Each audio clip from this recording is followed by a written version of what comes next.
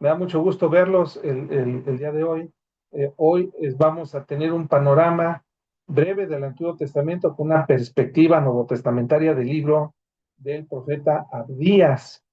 Abdías, vamos a comenzar eh, viendo el título y el autor. Bueno, el título de Abdías es el título del profeta que Dios utilizó para darle esta profecía. De todos los libros del Antiguo Testamento, este es el más pequeño en extensión, con tan solamente 21 versículos. Solamente es un capítulo, son 21 versos lo que componen esta profecía. Eh, Respecto del autor, del profeta Abdías, no conocemos en realidad, o no se conoce con certeza quién es y qué fue, y no se conoce nada de su familia, ni mucho menos. En el Antiguo Testamento aparecen cerca o un poco más de 12 personajes con el nombre de Abdías. Había muchos Abdías en aquella época y no es posible determinar si alguno de ellos fue el autor de esta profecía. Sin embargo, lo que sí sabemos es que el nombre de Abdías significa siervo de Jehová. Respecto a la fecha de composición, y el contexto histórico, bueno, pues de los versos 10 al 14, habla acerca de una guerra que tuvo, un ataque que tuvo la ciudad de Jerusalén. Así que, basados en esta información, los eruditos estudiosos del Antiguo Testamento, ellos han determinado que la ciudad de Jerusalén fue atacada, según los relatos históricos, en al menos 7 ocasiones y se considera que fue en el segundo ataque que tuvo la ciudad de Jerusalén cuando fue escrita esta profecía. Esto nos lleva al año 845 antes de Cristo. Y también nosotros sabemos, o los eruditos, mejor dicho, ¿verdad? Porque yo no soy erudito, pues los eruditos eh, han revisado que la profecía de Abdías es citada por al menos 3 autores del Antiguo Testamento, Oseas, Joel, Amós, por lo que Jeremías, por lo que podemos nosotros o ellos pueden entender que fue el primero de los libros proféticos que fueron agregados a la revelación progresiva de la Biblia, del Antiguo Testamento, citado por Jeremías, Amós y Joel. Eh, Ningún libro o carta del Nuevo Testamento cita de manera directa al libro de Abdías. Ahora, ¿de qué trata la profecía de Abdías en estos 21 versículos? Habla mucho acerca de los edomitas. Si ustedes tuvieron oportunidad de estudiarlo, de leerlo, se darán cuenta que habla de los edomitas, ya es un juicio de Dios sobre los edomitas. Y la pregunta es, ¿quiénes fueron los edomitas? Los edomitas fueron descendientes de Esaú.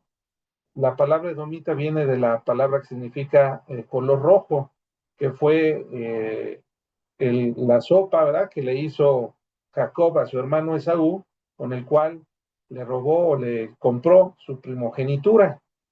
Eh, Así que nosotros hemos visto desde Génesis capítulo 25, versos del 24 al 26, que tanto Esaú como su hermano Jacob, que fueron concebidos en el vientre, al mismo tiempo en el vientre de su madre, desde el vientre traían ya algún pleito, alguna riña.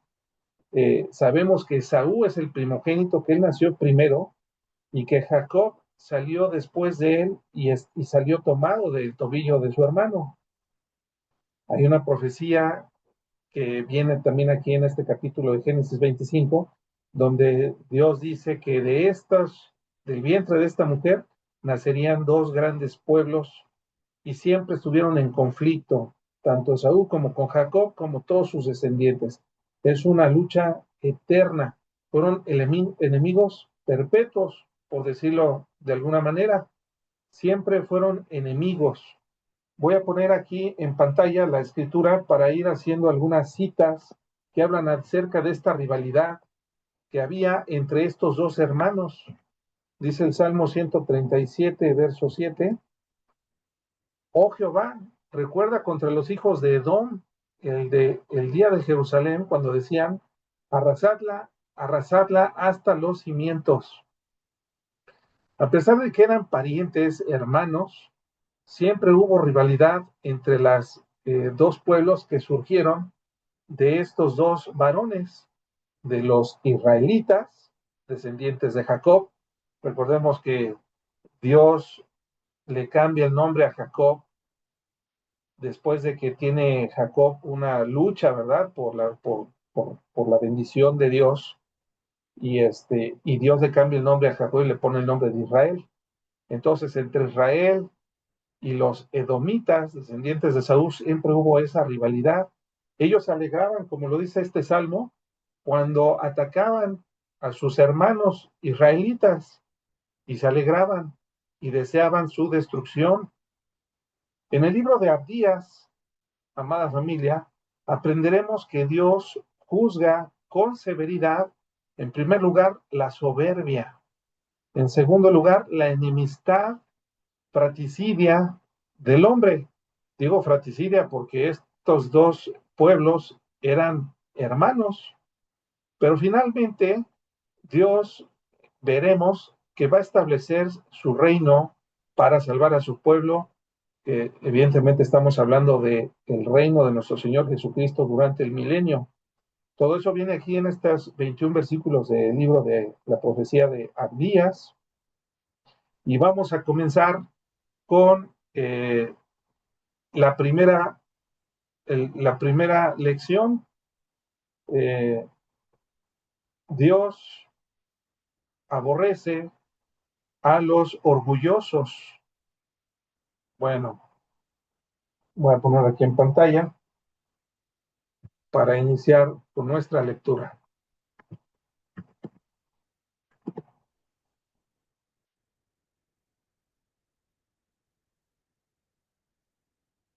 Dice así, vamos a leer los primeros 4 versículos. Como es un libro muy pequeño, estoy seguro que nos va a dar oportunidad de leerlo completo, no como los otros libros, Jeremías, Ezequiel, Daniel, ¿verdad? Que teníamos que ir siendo muy, eh, ir escogiendo solamente algunas porciones que le dieran sentido, ¿verdad? Dice así la escritura, visión de Abdías. Jehová el Señor ha dicho así en cuanto a Edom, hemos oído el pregón de Jehová y mensajero ha sido enviado a las naciones. Levantaos y levantémonos contra este pueblo en batalla. He aquí, pequeño te he hecho entre las naciones, estás abatido en gran manera. La soberbia de tu corazón te ha engañado. Tú que moras en las hendiduras de las peñas, en tu altísima morada, que dices en tu corazón, ¿quién me derribará a tierra? Si te remontares como el águila, y aunque entre las estrellas pusieres tu nido, de ahí te derribaré, dice Jehová. Los edomitas, como les he estado diciendo, se conforma de un pueblo hermano de los israelitas. Ellos eran muy soberbios, como lo estamos viendo aquí, que creían que nada podía contra ellos. Déjenme ponerles unas imágenes de esta región de Edom, a ver si alguien identifica esto, si pudieran escribir ahí en el chat, de dónde pertenecen estas imágenes. Se fijan, es una ciudad construida entre las peñas.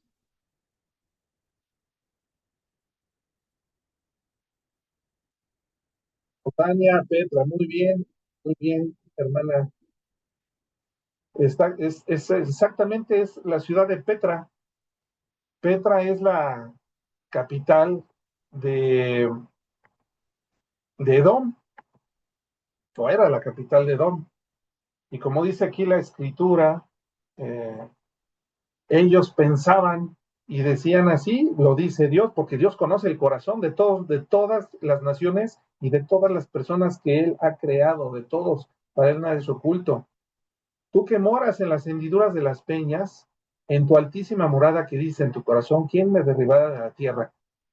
Si pueden ubicar en un mapa, sabemos que Jerusalén se encuentra en el reino del sur, ahí en Judá, está a un costado del mar Muerto.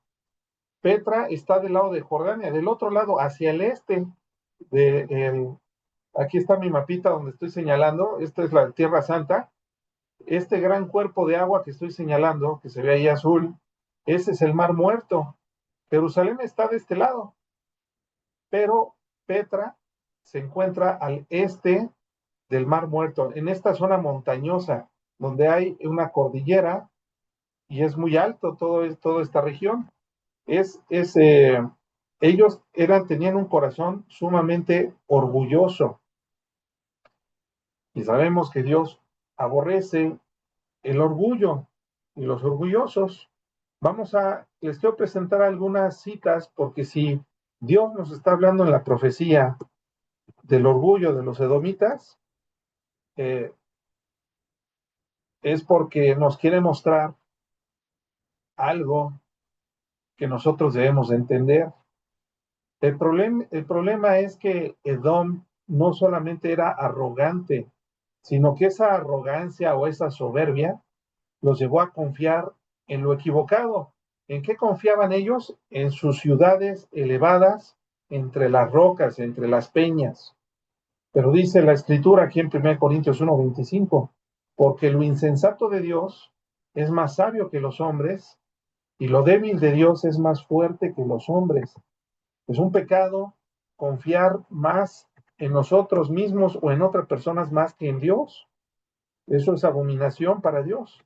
De esto hay muchísimos versículos, voy a mostrarles algunos para que vayamos viendo y aprendiendo la importancia de poder conocer lo terrible del pecado que es el orgullo. Todos nosotros somos bien orgullosos.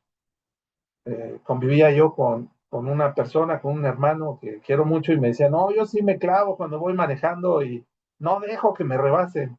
Bueno, yo creo que todos los hombres traemos esa lucha, no solamente él. La mayoría de los hombres somos orgullosos, ¿verdad? No, no nos queremos dejar, somos competitivos, pero no es así. Que Dios nos vaya moldeando y trabajando, por eso es importante estudiar la Biblia, porque podemos ir identificando ese tipo de cosas que Dios no le agradan. Dice que la sabiduría de este mundo es insensatez. ¿Han visto la serie de los abogados? ¿Cómo se llama? La de Suits. Suits. Que son dos abogados que son bien picudos y que están ahí resolviendo casos de asuntos y son muy listos. Pues dice que la sabiduría del hombre, la sabiduría del mundo, es insensatez para con Dios, pues escrito está, Él prende a los sabios en la astucia de ellos. Hay mucho acerca de esto.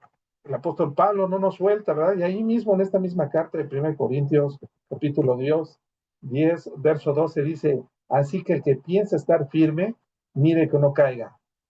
Un poquito para entender el contexto de lo que nos está hablando el apóstol Pablo, es que nos dice que les está recordando, ¿verdad? A cómo Dios sacó a la nación de Israel de Egipto y que todos estuvieron bajo la nube, que los estuvo guiando después de la salida de Egipto y cruzaron el mar, ¿verdad? Y ahí fueron bautizados simbólicamente en la nube y en el mar cuando cruzaron por en seco.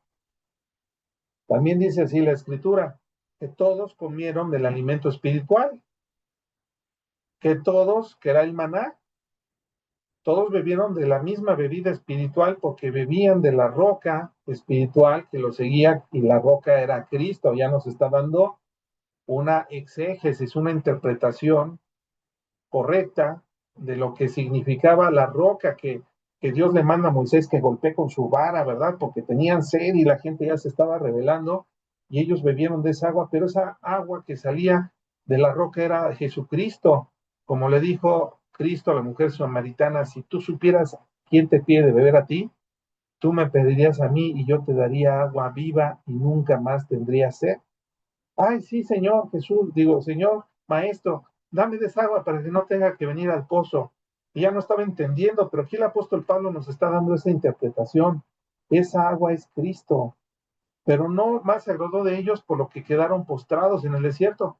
Esa generación que salió del desierto rebelde, 40 años estuvieron en el desierto hasta que todos murieron, y la siguiente generación fue la que pudo entrar a la tierra prometida. Y todas estas cosas, dice el apóstol Pablo, sucedieron como ejemplos para nosotros, para que no codiciemos cosas malas como ellos codiciaron, ni seamos idólatras, como algunos de ellos, según está escrito, se sentó el pueblo a comer y a beber y se levantó a jugar, ni forniquemos, ni tentemos al Señor que le tentaron, ni murmuremos. Eh, Todas estas cosas les acontecieron como un ejemplo para que si tú crees que por ser cristiano no va a venir un castigo, un manazo de parte de Dios, si piensas que estás firme, mire, tú y yo y todos los que estamos en la fe, tenemos que cuidar de no caer, porque si nosotros desviamos nuestros ojos de Dios y de su enseñanza, por supuesto que vamos a caer. Vamos a otra cita que habla del Antiguo Testamento acerca del orgullo, este pecado tan horrible, tan escondido, que hay en el corazón de todo ser humano, hombres y mujeres. Antes del quebrantamiento es la soberbia y antes de la caída, la altivez de espíritu. Ahí, si se fijan, nos está diciendo lo mismo con frases diferentes. Antes del quebrantamiento es la soberbia, antes de la caída, es una manera de reforzar la enseñanza, es así la escritura. Así que, amados hermanos, los edomitas eran orgullosos y súper independientes de Dios. El orgullo nos hace enemigos de Dios. Les voy a leer una frase que escribió el gran teólogo Jonathan Edwards, escribió 18 consejos, solamente les voy a leer una fracción del número 8, que dice así: recuerda que el orgullo es la peor víbora en el corazón, el mayor perturbador de la paz del alma y de la dulce comunión con Cristo. Fue el primer pecado cometido y yace en lo más bajo de los cimientos de todo edificio de Satanás, y es desarraigado con la mayor dificultad, y es el más oculto, secreto y engañoso de todos los deseos, y a menudo se arrastra sigilosamente en medio de la religión, incluso a veces bajo el disfraz de la misma humildad. Así que el orgullo es algo que tenemos que identificar en nuestras vidas, cada quien en las suyas, no en la del, no la esposa en el del esposo, ni el esposo en el de la esposa, no. Cada quien apúntese a sí mismo y póngase el saco cada quien a su medida, ¿verdad? Porque somos re buenos para señalar, ya hay orgullo en tu corazón, hermano, todos tenemos orgullo, identifiquemos cada quien dónde tenemos el nuestro. Dice así el Salmo 19 verso 13: preserva también a tu siervo de las soberbias, es decir, del orgullo, que no se enseñoree de mí, entonces seré íntegro y estaré limpio de gran rebelión. Satanás fue el primero en caer en el orgullo. Fue por orgullo, por soberbia, su autosuficiencia, que él pensó incluso el ser igual a Dios y de poner su trono a un lado del trono de Dios. ¿Cómo sería este ángel? ¿Cómo tendría, o arcángel, verdad? Poder en el cielo antes de su rebelión, que logró convencer a una tercera parte de los ángeles del cielo para rebelarse en contra de Dios y seguirlo a él. Por supuesto que los ángeles, ya estudiamos angeliología, ahí está en el canal de YouTube, en la lista de reproducción llamado Teología Sistemática. Angeliología, eso fue, nos dedicamos a hablar, fueron como 4 o 5 clases que hablamos de los ángeles buenos y los ángeles que se rebelaron. Así que los ángeles, estos seres, Satanás es mucho más fuerte que nosotros. No es más fuerte que Dios, pero sí es más fuerte que nosotros. Nosotros necesitamos la ayuda de Dios para no ser tentados más allá de lo que podemos soportar por este orgulloso ser que no nació, Dios no lo creó así, él solito se rebeló. Bueno, el orgullo es algo muy ofensivo delante de Dios, que el Señor con toda claridad afirma que lo odia, lo aborrece. Vamos a ver algunos ejemplos aquí en la Escritura. Proverbios 6:16. 6 cosas aborrece Jehová. Ahí dice que Dios las odia, las aborrece. Y aún 7 abomina su alma. Los ojos altivos. Ahí está el orgulloso. Es el primero. La lengua mentirosa. Las manos derramadoras de sangre inocente. El corazón que maquina pensamientos inicuos. Los pies presurosos para correr al mal. El testigo falso que habla mentiras. Y el que siembra discordias entre hermanos. Dios, con toda claridad, aborrece, y lo dice, que aborrece este pecado tan tremendo. Después en el 8:13 dice, el temor de Jehová es aborrecer el mal, la soberbia y la arrogancia, el mal camino y la boca perversa, aborrezco, dice Dios. Amós 6:8,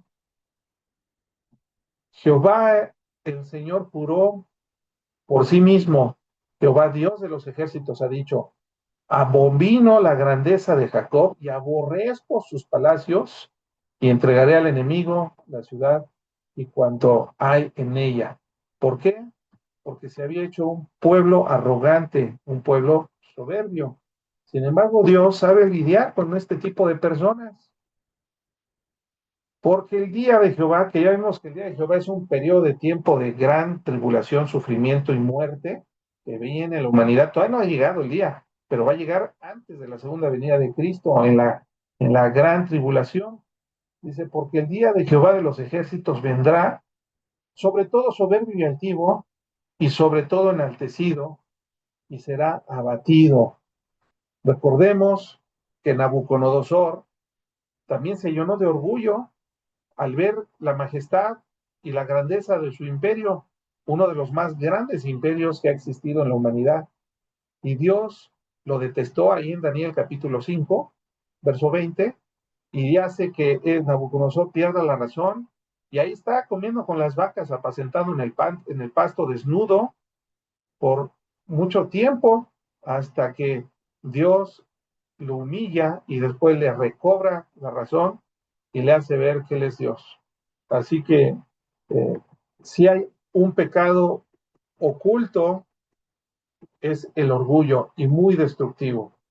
Dice el apóstol Pedro en el capítulo 5, verso 5 de su primera carta, es un consejo a los jóvenes. Igualmente jóvenes, estad sujetos a los ancianos y a todos, sumisos unos de otros, revestidos de humildad, porque Dios resiste a los soberbios y da gracia a los humildes.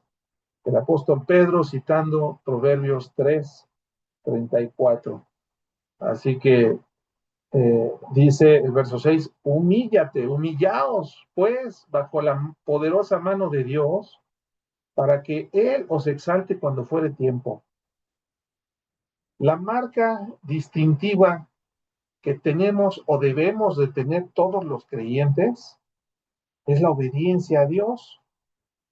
No solamente el creer en mi corazón y recibir a Cristo en mi corazón, si es que esa frase tiene algún sentido. Si realmente somos hijos de Dios, somos hijos obedientes. Y si somos obedientes, entonces haremos caso de buscar la humildad y de resistirnos a la soberbia y al orgullo. Son sinónimos. Hasta ahorita yo creo que nos queda claro a todos nosotros que el orgullo no es un pecado que sea poca cosa para Dios. No es algo que Dios tome a la ligera. La Biblia, como hemos visto solamente en estos poquísimos ejemplos, no nos deja lugar a dudas para la especulación en cuanto a la opinión que tiene Dios acerca de este pecado tan delicado, que es el orgullo, la soberbia, la arrogancia o jactancia, como le quieras decir. Ojos altivos, corazón arrogante, todo eso es pecado. Proverbios 21:4. Pero entonces deberíamos de buscar tener la claridad acerca de la definición del orgullo. ¿Qué es el orgullo? Eso es la pregunta. Fíjense que en el hebreo hay 10 palabras que se utilizan y que son traducidas todas como orgullo, jactancia, arrogancia.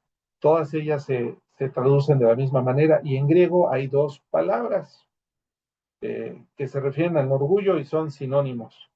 Estos términos describen a personas elevadas o exaltadas en actitud. La palabra hebrea que se traduce como orgullo es gea y se ha traducido como orgullo. Es, viene de una raíz que significa elevarse. La palabra griega que se utiliza también para describir a este pecado tan terrible, satánico, diabólico, es juperéfanos.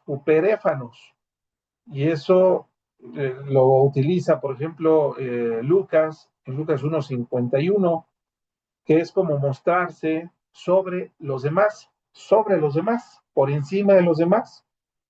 Esta palabra juperéfanos se compone de tiene 2 palabras que se unen es una palabra compuesta.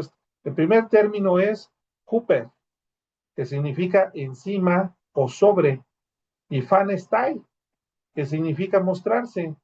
Eh, el gran reformador Juan Calvino dice que esta palabra se refiere a los que están levantados, por así decirlo, en lo alto, que miran con desprecio hacia abajo, eh, por abajo por los que están abajo de ellos.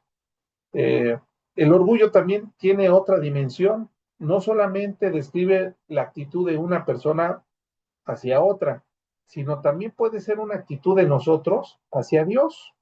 Menospreciar a Dios, por ejemplo. No, yo no necesito de Dios, yo no le digo a Dios que me dé, sino que me ponga donde hay, y yo solito. Eso no está bien. Si a la luz de lo que estamos comentando es despreciar o hacernos independientes de Dios, tener una actitud negativa hacia Dios, el orgulloso piensa que puede llegar a ser independiente de Dios, incluso que no lo necesita, incluso en algunas ocasiones se cree mayor que Dios, como lo escuchamos ahí, o se los comenté con Nabucodonosor en Daniel 5:20, que se enalteció en su arrogancia, dice la Escritura, y fue depuesto Nabucodonosor de su trono real, y su gloria le fue quitada, y fue echado de entre los hombres, dice la Escritura, y su corazón se hizo semejante a las bestias del campo, ¿eh? A los asnos, a las vacas, allí tuvo su morada, y comió hierba como si fuera un herbívoro, y su cuerpo se mojaba con el rocío del cielo, como lo hacen los animales de campo, ¿verdad? Hasta que pudo reconocer que el Dios Altísimo domina sobre todos los hombres, sobre todos los pueblos, y pone sobre él a quien le place. Eh, Así que el orgullo es una actitud pecaminosa del corazón que piensa que puede ser independiente de Dios. Vamos a ver algunos otros ejemplos que nos da el apóstol Pablo aquí en la Escritura. Romanos 12:3. Digo pues por la gracia que me es dada a cada cual que está entre vosotros, que no tenga más alto concepto, que no tenga más alto concepto de sí que el que debe tener, sino que piense de sí con cordura, conforme a la medida de fe que Dios le repartió a cada uno. No nos la sabemos todos, amados hermanos. Si somos humildes, debemos de reconocer cuáles son los dones que tenemos, pero también cuáles son las cosas en las cuales Dios no le plació darnos dones, ¿verdad? Y eso es pensar con cordura de uno mismo, y no es para autojactancia. Si Dios nos dio dones, que nos ha dado a todos como Él quiso, dones y talentos, son para que los usemos nosotros para la gloria de Dios y no para la nuestra. Así que debemos de ser muy mesurados y muy sobrios en nuestra manera de pensar acerca de nosotros mismos. Eh, Creo que ya les puse esta, 1 Corintios 1:27, ¿verdad? Dice, no, dice, sino que lo necio del mundo escogió Dios, ahí todos levantamos la mano, ¿verdad? Ah, sí, yo soy de eso, Señor, ¿verdad? De lo necio del mundo escogió Dios para avergonzar a los edomitas, a los sabios, y ahorita vamos a ver por qué les dije edomitas, porque los edomitas eran sabios, tenían fama de ser sabios, pero es sabiduría humana, ¿verdad? Para avergonzar a la sabiduría humana y lo débil del mundo, otra vez levantamos la mano. A nosotros Dios nos escogió lo más débil del mundo para avergonzar a lo fuerte o a los fuertes. Y lo vil del mundo otra vez, presente. Y lo menospreciado escogió Dios y lo que no es para deshacer lo que es, a fin de que nadie se jacte en su presencia. Es, Dios, Dios es el mundo de cabeza, ¿verdad? De Dios. Eh, Dios así le plació hacerlo y ha sido su voluntad. Continuamos leyendo Abdías, porque ya estamos viendo que el primer motivo por el cual viene el castigo fue por la soberbia, por el orgullo de los edomitas. Continuamos, dice el verso 5. Si ladrones vinieran a ti, o robadores de noche, ¿cómo ha sido destruido? ¿No hurtarían lo que les bastase? Si entraran a ti vendimiadores, ¿no dejarían algún rebusco? ¿Cómo fueron escudriñadas las cosas de Saúl? Sus tesoros escondidos fueron buscados. Todos tus aliados te han engañado, hasta los confines te hicieron llegar. Los que estaban en paz contigo prevalecieron contra ti. Los que comían tu pan pusieron lazo debajo de ti. No hay en ello entendimiento. Jeremías 17:5 nos dice las cosas con mucha claridad. Así ha dicho Jehová, maldito el varón que confía en el hombre y pone carne por su brazo, y su corazón se aparta de Jehová. ¿Sabes qué? Yo no confío en Dios. En lugar de ir con el hermano, que yo sé que tiene buen testimonio, con el pastor, con el consejero, voy a ir con mi compadre para pedirle un consejo o que me preste, etcétera. Poner nuestra confianza en cualquier ser humano implica una maldición. Dios conoce cuando estamos confiando en alguien más por encima de él. Hay una maldición. ¿Por qué? Porque ¿cómo le fallaron los edomitas a ellos? Ellos pensaban que sus vecinos les iban a ayudar y los dejaron solos. Es lo que estamos leyendo. Sus aliados los engañaron. Hay maldición sobre los que confían en cualquier otro ser humano que no sea Dios. Hasta los que estaban en paz contigo prevalecieron contra ti. No confiemos, amada familia, de más. Sí, sí, por supuesto que podemos confiar unos, si somos hermanos en Cristo y tenemos buen testimonio, por supuesto que podemos confiar unos en otros. Yo no digo que no. Lo que estoy diciendo es que no podemos confiar más en alguien por encima de Dios. Eso es lo que está mal, ¿verdad? Así que dice, no haré que perezcan en aquel día, dice Jehová, los sabios de Edom. Por eso aquí están los sabios. Los edomitas tenían fama de ser sabios, y la prudencia del monte eh, de Esaú. Ya vimos el monte de Esaú, ¿verdad? Esas grandes peñas donde construyeron sus ciudades. Y tus valientes, oh Temán, serán amedrentados, porque todo hombre será cortado del monte de Esaú por el estrago. Hasta aquí la primera lección, que Dios aborrece la arrogancia. Segunda lección la vamos a encontrar del verso 10 al 16. Dios, por supuesto que sabemos que tiene agravantes. Dios castiga el pecado, pero aún hay niveles entre pecados. Todos los pecados son aborrecibles delante de Dios, por supuesto. pero hay pecados más detestables unos que otros. Hay, eh, hay agravantes, como los delitos, ¿verdad? Homicidio culposo, homicidio doloso. Cada uno tiene diferentes agravantes y diferentes niveles de condena, por mencionar un ejemplo de las leyes penales, ¿verdad? Sin embargo, aquí vemos que Dios agrava su juicio sobre los fratricidas. ¿Por qué?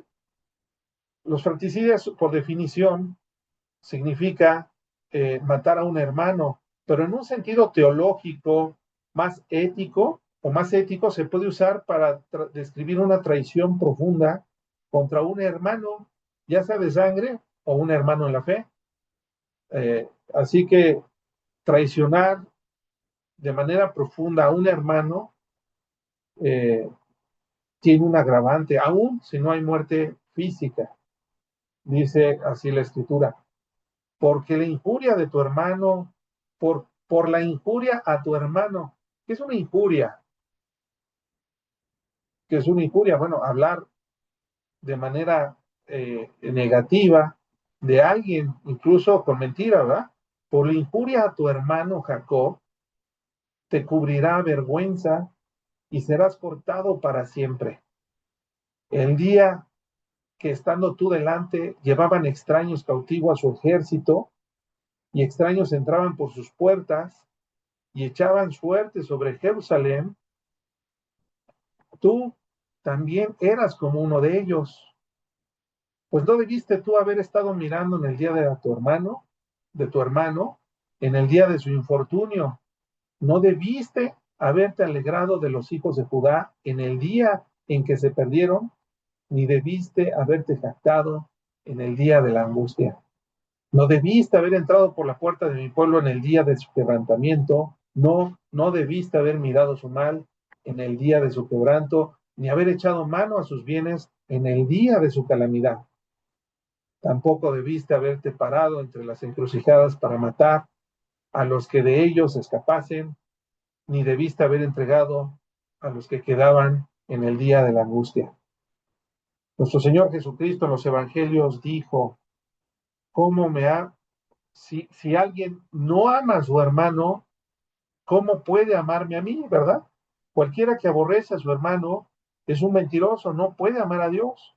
Nosotros, como hermanos en Cristo, tenemos que tener un amor sincero y profundo los unos por los otros, porque déjame decirte que vamos a pasar la eternidad, pero yo creo que todos tenemos familiares o hermanos o hermanas inconversos. No los podemos odiar tampoco, puesto que nacimos del mismo vientre. En cuanto a nos sea posible, en cuanto a nosotros nos corresponda, debemos de buscar estar en paz con todos, eh, y con nuestros hermanos de fe, comprados con la misma sangre preciosa que nos ha salvado a nosotros. Ellos también tienen ese valor. Y aún los inconversos fueron hechos en semejanza de Dios. Así que y son nuestro prójimo. Y amar a nuestro prójimo es su voluntad de Dios. Es el segundo mandamiento más importante que Dios nos ha dado. Sin embargo, debemos entonces meditar en estos versículos para poder nosotros comprender que Dios aborrece a este tipo de personas que agravan su mano contra sus propios hermanos. Continúa la lectura, dice, porque cercano está el día de Jehová sobre todas las naciones. Como tú hiciste, se hará contigo, tu recompensa volverá sobre tu cabeza. Este versículo nos debe de enseñar una doble lección. La primera es que se, la Biblia nos pide que oremos por la paz de Israel, que oremos por la nación de Israel. Si no estamos haciéndolo, estamos metiéndonos con el pueblo de Dios. Yo bendeciré a los que te bendigan y maldeciré a los que te maldigan. Eso sigue estando vigente, aún hoy en día. El Señor no ha terminado con la nación de Israel. Sí ha sido una nación rebelde, pero Dios le ha dado sus nalgadas y ha sufrido demasiado. Pero debemos de considerar que este versículo también nos dice que todo lo que hagamos, Dios lo hará a sí mismo con nosotros. Él es el vengador de su pueblo y de sus hijos. Así que debemos de confiar que las promesas de Dios se cumplen y se cumplirán, que Dios no ha cambiado de parecer. De la manera que vosotros vivisteis en mi santo monte, beberán continuamente todas las naciones, beberán y enguillarán y serán como si no hubieran sido. La tercera y última lección la vemos en estos últimos 5 versículos del 17 al 21, donde Dios dice que Él va a establecer su reino y va a salvar al pueblo de Israel. Para los que dicen que Dios ya desechó a la nación de Israel, yo no sé cómo están interpretando los siguientes versículos, pero la palabra de Dios es muy clara, ¿verdad? Y si nuestra hermenéutica no la alegorizamos, tenemos que llegar al mismo entendimiento. Dice, mas en el monte de Sión, es decir, Jerusalén, habrá un remanente que se salve. Dios siempre se ha guardado un remanente y será santo, y la casa de Jacob recuperará sus posesiones. Dios le va a hacer justicia no a todo Israel, sino al remanente que él haya elegido, a los que hayan quedado. Porque ciertamente Dios castiga, ha castigado y sigue castigando a muchos judíos, pero Dios se ha guardado un remanente, dice en este versículo, para él, para salvarlo y para santificarlo. ¿Cómo puede salvar y santificar a un remanente de Israel si no es por medio de la predicación del Evangelio de Jesucristo? Pues es obvia la respuesta. Dios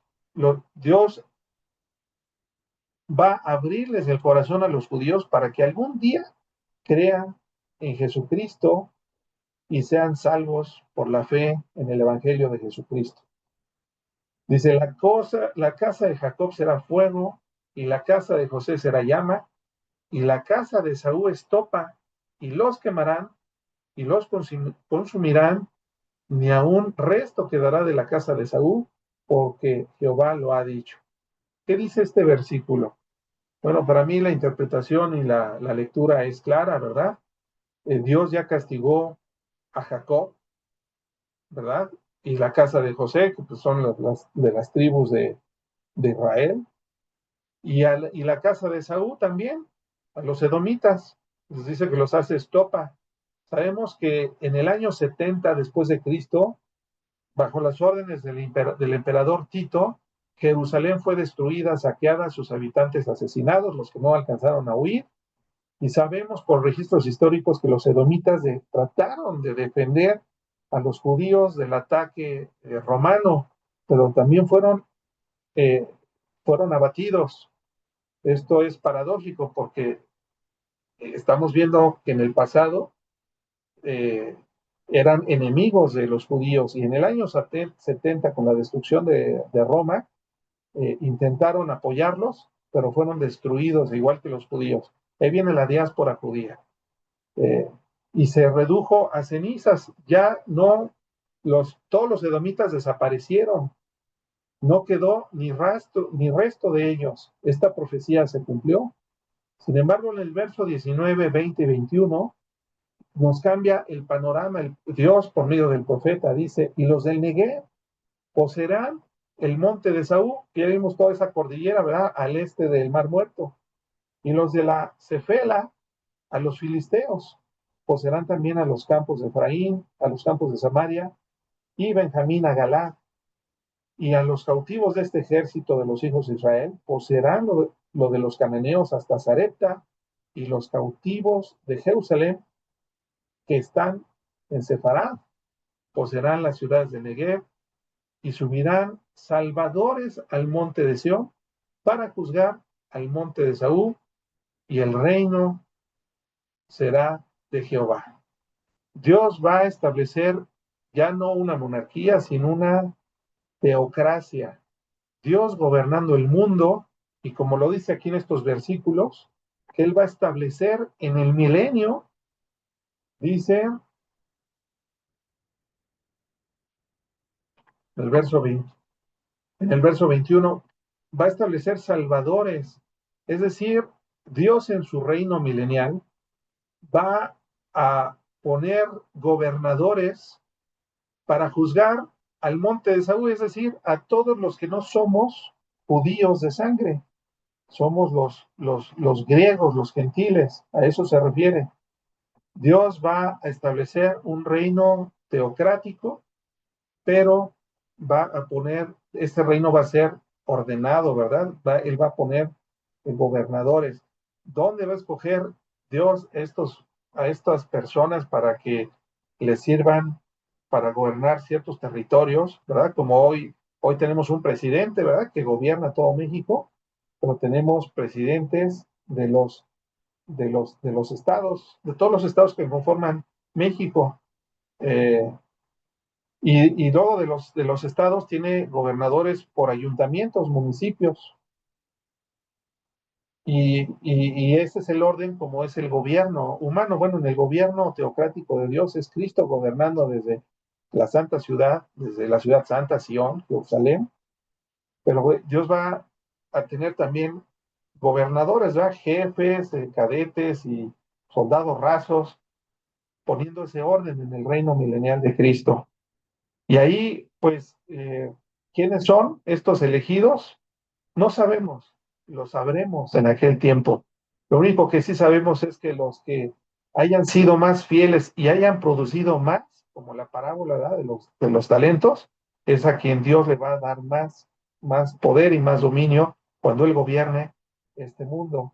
Así que vamos a echarle ganas, amada familia, para que estemos cerca de nuestro Señor Jesucristo ahí en su gobierno y no nos mande a gobernar la Antártida, ¿verdad? Nos mande ahí a cualquier otra región. Sabemos que no vamos a estar ociosos en el milenio, va a haber personas naturales que se les tendrá que predicar, que nacerán en ese tiempo y que se les tendrá que predicar el Evangelio. Así que todos vamos a tener mucho trabajo en el reino milenial de Cristo. Ya entraremos a ese estudio fuerte de escatología, pero por hoy eso ha sido todo acerca del libro del profeta Abdías. Oremos, amada familia. Señor Jesús, te damos gracias por tu palabra, Señor, porque nos muestras siempre que Cristo está en todos y cada uno de los libros. Vemos nosotros, Señor, que tú eres un Dios que constantemente nos estás mostrando lo que te agrada, pero también lo que aborreces, como el día de hoy que nos mostraste mucho acerca de la soberbia, del pecado del orgullo. Padre, muéstranos por medio de tu Espíritu Santo a todos de manera individual qué hay en nuestro corazón. Ayúdanos a sacar todo ese orgullo, esa soberbia y a ser personas que confíen cada día más y más en tu brazo poderoso, Señor, que tú nos darás la salida, no para nuestra gloria, sino para la tuya, Señor. Ayúdanos a verte a ti antes que ver nuestras propias necesidades, nuestros propios afanes. Que todo lo que busquemos, que todo lo que te pidamos sea para tu gloria, Señor. Te lo pedimos y bendice a cada hermano, a cada persona que está viendo este estudio, aquí hoy o en una grabación, Padre. Que sea de bendición este estudio, en el precioso nombre de Cristo Jesús. Amén. Suscríbete al canal, sigue creciendo en la fe por medio del conocimiento de la verdad y para la gloria de Dios. Llenas todo